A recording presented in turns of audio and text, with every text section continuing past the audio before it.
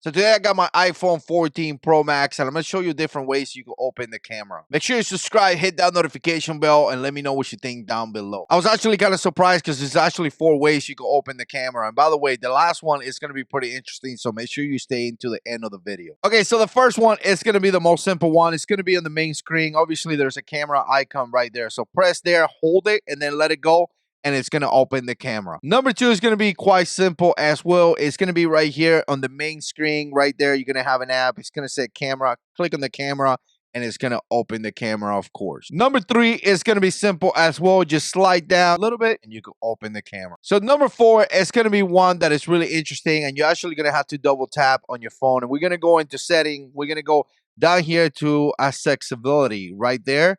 And then from there, you're going to go into touch, and then you're going to see right here, all the way in the bottom, that it's going to says a back tab. Now, if I click here, you're going to notice that I have a double tap.